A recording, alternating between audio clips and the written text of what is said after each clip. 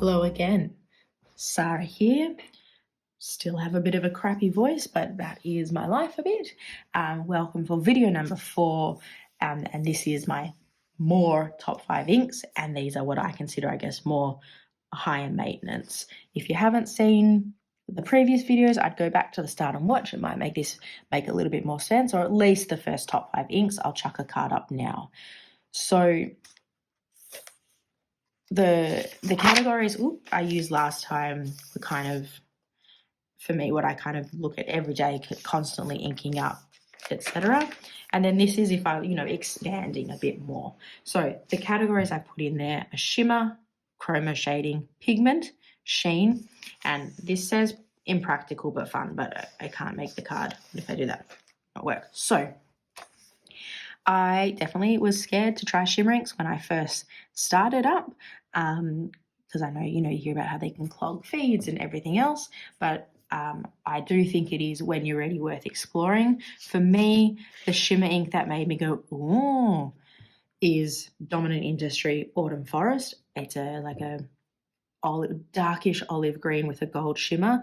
It is a beautiful ink, but I have to say, if you're going, I want to really explore lots of different shimmer inks, Ferris Wheel Press has some incredible shimmer inks, such a beautiful range. So this is the one that did it for me, but if you're wanting to kind of look a bit further, I would have a look at Ferris Wheel Press.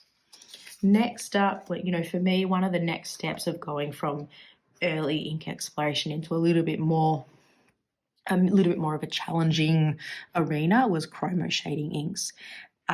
They look beautiful in swatches, but a lot of the time you can put it in a pen and go, well, this is just too light, I'm not seeing a thing. The first chroma shading ink I used was Sailor Ink Studio 123. That's probably no surprise to anyone. It has a big following. It's a beautiful ink, and I think definitely one to grab yourself a sample of, swatch, try it in a few different pens, and it can really help. I think it definitely taught me a lot about what chroma shading is, why it works in some pens and not others. If you've already tried 123 but you're wanting something similar, 224 is another great one. Next up is Pigment ink. I 100% know that Goulet pens, is it a blog post or a YouTube actually? I'm pretty sure it's a YouTube video where they explain the difference, but Pigment, basically ink, is like a fine powder that's suspended in the ink. The reason I put it in here is you have to be a little bit more on top of cleaning your pens, because it can stain a little bit or be harder to clean. So that's why I've included it in here. Where's my... Oh, did I not write my... Maybe I just meant Pigment ink in general. But the one that I would write, if I had thought about this properly, would be Platinum Citrus Black. That's definitely my favorite, but Pigment inks is something that I'm still, I guess, in the beginning bits of exploring, but that's Citrus Black there. So after that, I went sheening inks. And again, some people like doing this straight away. For me, I don't know, I stayed away from sheening inks at the beginning. I found that they were on the wetter side, they feathered a lot more, and then I would smudge a lot. I was using Saligy when I first started with fountain pens and constantly smudging and things, but I am definitely, feeling more confident and getting the hang of it now.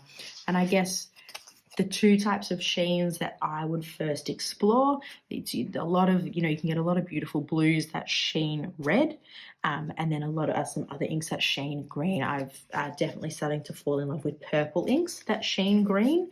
Let's see if I can find anything here. When I redid all my swatches, I went, I can keep these because surely they'll come in handy. Let's have a looky-loo. Oh, what's that one there? There you go. So Kuretake Shikon, a beautiful deep dark purple with a really awesome green sheen. And I just, I think there is a maintenance there because you have to be a little bit more conscious of maybe it taking longer to dry on the page, smudging, things like that. That's why I've included it here. Last but not least, and again, these are my learnings, like Impractical but fun. That's not a negative by any means. It's, for me, some inks are a bit impractical, like they're not legible for me. I'm not an artist, but I'm still drawn to them and I'm really fun. So the ones I've included are Nekoyanagi, which is a chroma shade ink, but it's so light.